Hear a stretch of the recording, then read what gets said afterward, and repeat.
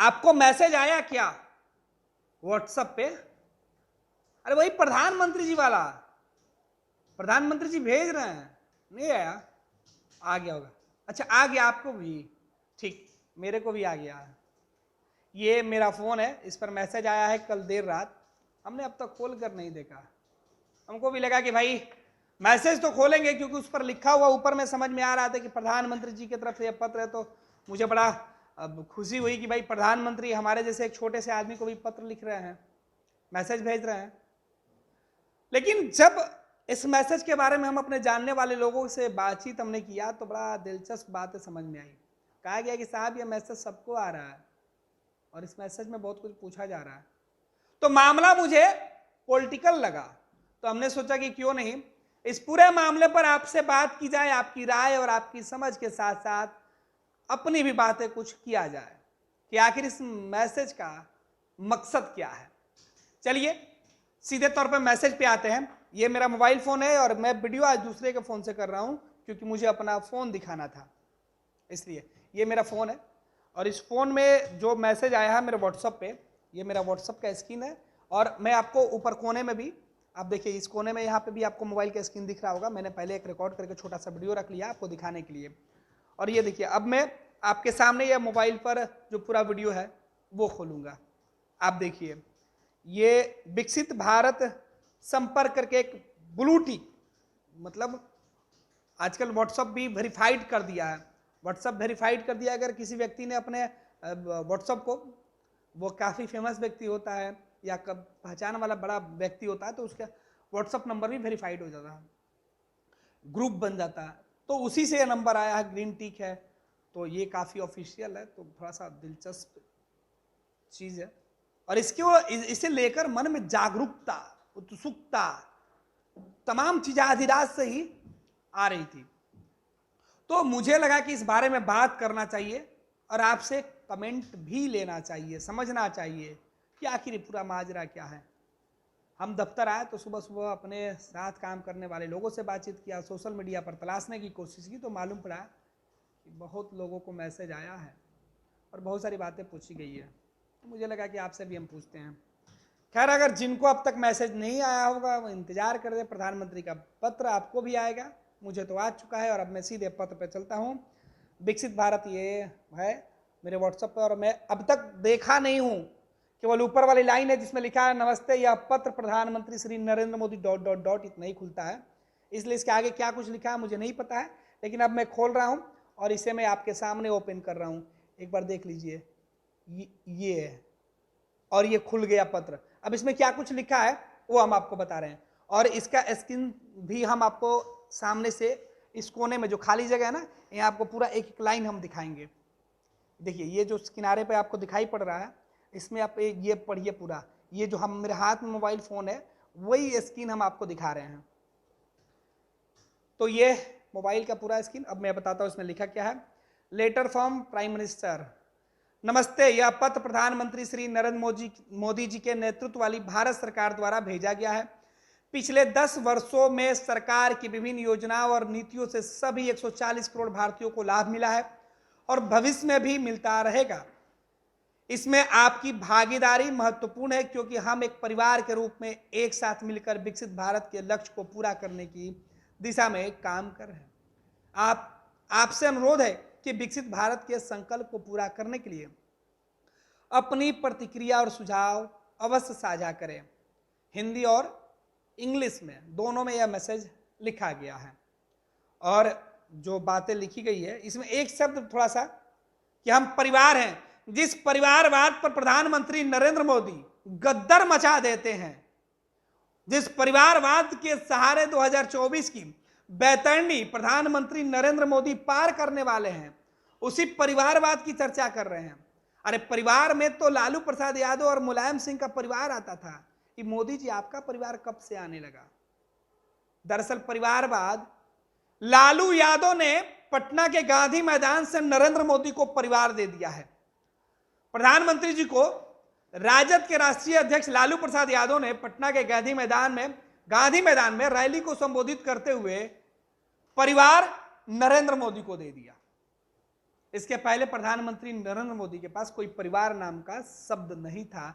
परिवारवाद अगर उनके डिक्शनरी में आता था तो वो विरोधियों के लिए होता था, और ये विरोधी कांग्रेस पार्टी, लालू प्रसाद यादव और व्यक्तिगत तौर पर मुलायम सिंह यादव की पार्टी हुआ करती थी, क्योंकि देश में इन तीनों का ही परिवार सबसे ज्यादा दिखाई पड़ता था, और सबसे ज्यादा परिवार तो लालू प्रसाद यादव का दिखता था। परिवार का हर सदस्य राजनीति में, संसद से लेकर सड़क तक जब भी परिवार की बात होती थी तो प्रधानमंत्री के सामने यही 4-5 नाम और चेहरे होते थे, जिससे विरोधियों की चुप्पी और सत्ता पक्ष मेज थपथपाकर वाहवाही लूट ले जाता था।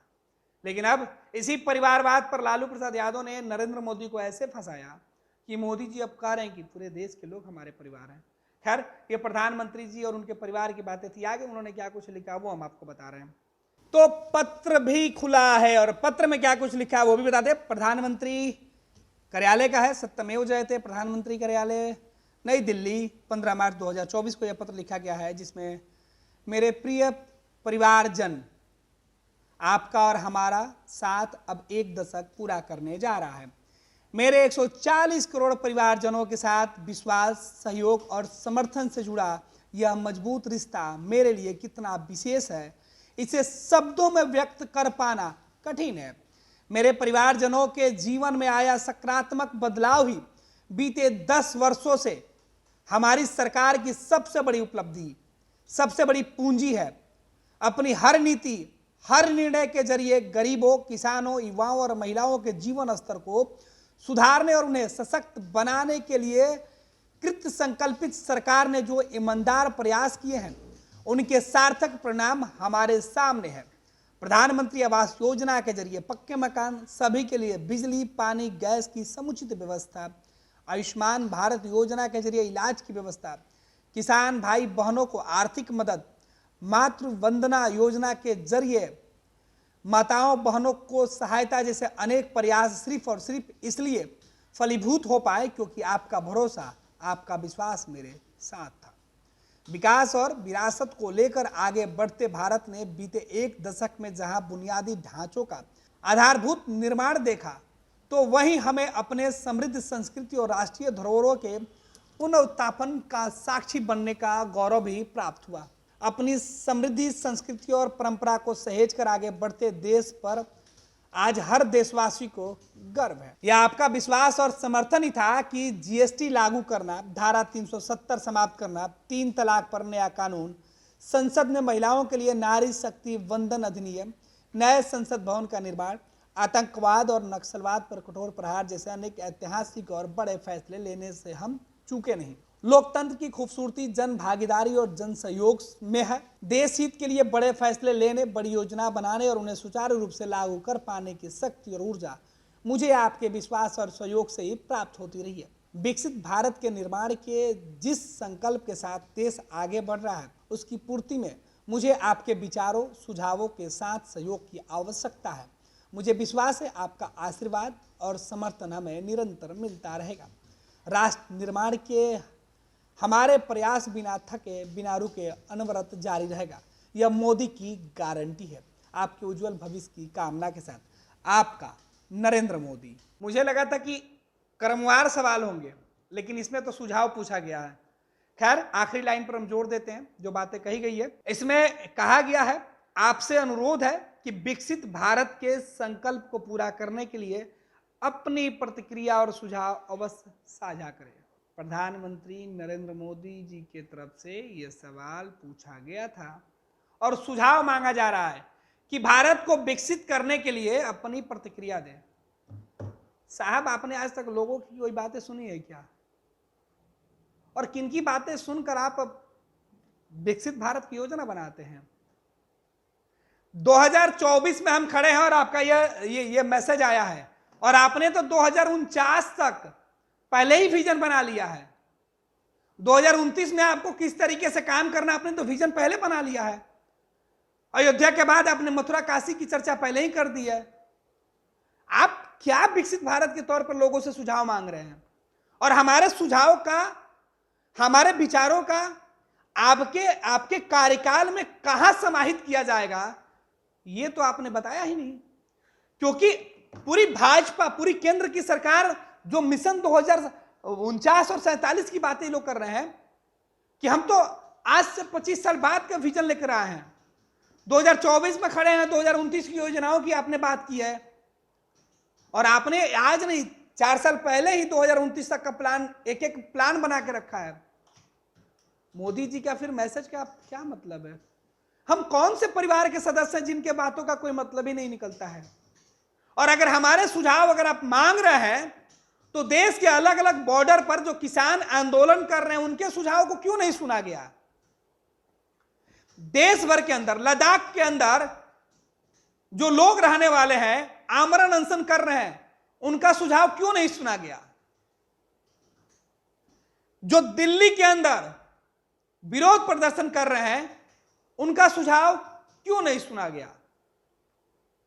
जो बंगाल के अंदर, मणिपुर के अंदर जो लोग सवाल और सुझाव दे रहे हैं, पूछ रहे हैं, मांग रहे हैं, उनको जवाब क्यों नहीं दिया जा रहा है? फिर इस मैसेज, इस संदेश का क्या मतलब? सवाल आपके रहेंगे, जवाब आपके रहेंगे, और माध्यम हम बनेंगे। प्रधानमंत्री जी, कभी आम लोगों की बातें आपने सुनी है? आपने तो खुद सबको सुझाव दिया है, पूरे देश को सुझाव तो आप देते हैं। नोटबंदी का फैसला आपने लिया, दुनिया में जब कोविड हुआ तो बंद का फैसला आपने लिया, लोगों ने तो आपको समर्थन दिया, अपना सपोर्ट दिया अपना। आपने कहा कि आज से यह काम नहीं होना चाहिए, लोगों ने कहा कि ठीक है, नहीं होगा। आपने कहा कि आपके 10 साल के शासनकाल की सबसे बड़ी उपलब्धि अयोध्या में बने राम मंदिर है, उस पर भी देश के लोगों ने सहर्ष स्वीकार कर लिया, बोला कि ठीक है, हमें राम मंदिर, हमें भगवान राम मिल गए। और अब मथुरा, काशी, बनारसी की बात आप कर रहे हैं। साहब, आपने तो विजन पहले बना दिया है, अब हमारे सुझावों का क्या मतलब?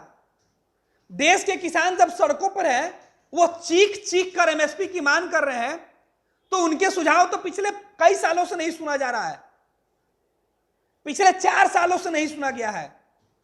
बेरोजगारी के मुद्दे पर कोई सवाल कहां सुना जाता है? देश के बेरोजगार सड़कों पर होते हैं, उनकी बातें कहां मानी जाती है? क्या सुझाव हम देंगे, या मेरे जैसे लोग क्या सुझाव देंगे, और आप क्या किन सुझावों पर बात कीजिएगा?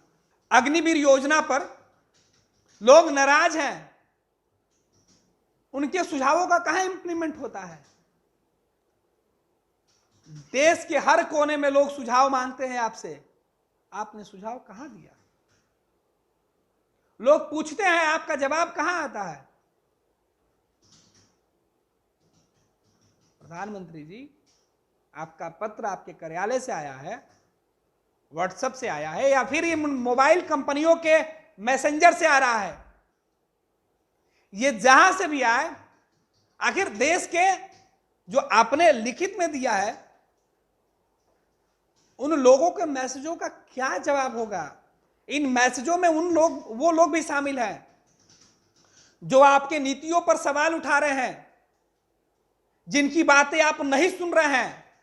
संसद में सवाल पूछने वाले लोगों को संसद से बाहर का रास्ता दिखा दिया जाता है। ये उन लोगों के भी सवाल हो सकते हैं। किन किन के सवाल पर विचार कीजिएगा और किन के सुझावों पर आप 2029 तक अपने कार्यकाल को पूरा कीजिएगा। साहब, 2029 तक तो आपका एक एक दिन का प्लान सेट है, योजनाएं बनी हुई हैं, कहां एडजस्ट कीजिएगा? हमारे सुझावों को कहां आप इंप्लीमेंट में लाइएगा, ये बताना होगा।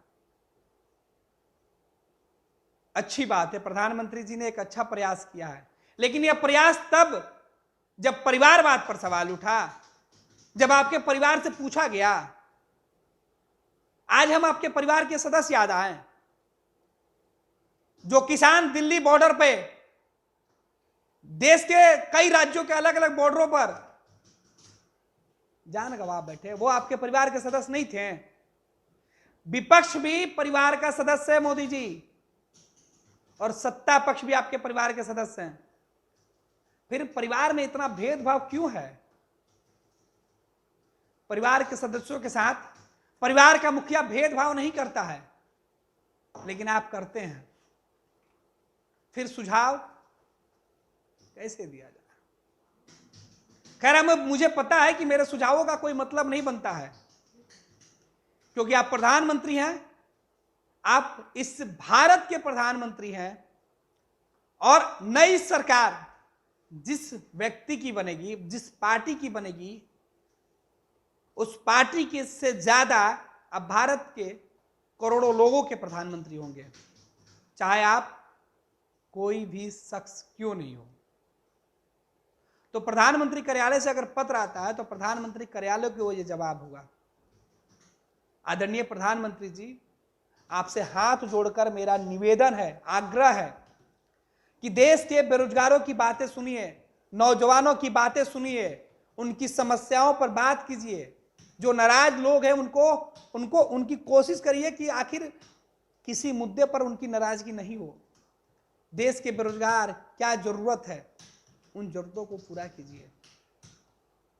लोगों की बातें सुनना होगा, चाहे सत्ता पक्ष के लोग हो चाहे विपक्ष के लोग हैं, सबकी बातें सुननी होगी। क्योंकि जब तक बात प्रधानमंत्री जी आप नहीं सुनिएगा, तब तक आपके परिवार के सदस्य आपसे सवाल पूछेंगे, सड़कों पर उतरेंगे। ये लो मुंह मीठा करो, आज मैंने अपना जॉब छोड़ दिया, अब हम पूर्णिया वापस जाएंगे। जॉब छोड़ दिया है? मतलब ये घर कैसे चलेगा? हम करेंगे क्या? और माँ बाबूजी क्या बोलेंगे? इसलिए मैं एक और मिठाई का डब्बा लाया। अपने बिजनेस के लिए लोन अप्रूव हो गया। अरे लोन अप्रूव हो गया वो तो ठीक है, लेकिन पूर्णिया में हम रहेंगे कहाँ? अपना घर भी तो नहीं है वहाँ। इसलिए तो एक और मिठाई का डब्बा अलग से लाया हूं। हमने पूर्णिया में घर ले लिया है, पूर्णिया के ई होम्स पैनोरमा में। पूर्णिया में पैनोरमा ग्रुप लेकर आए हैं ई होम्स पैनोरमा। बड़ा घर, आलीशान जिंदगी और अत्याधुनिक सुविधाओं के संग। अरे अब क्यों मुंह मीठा करवा रही हो? क्योंकि हम घर वापसी जो कर रहे हैं। घर वापसी की खुशी पूर्णिया में ई होम्स पैनोरमा के संग। ई Homes Panorama, luxurious lifestyle redefined.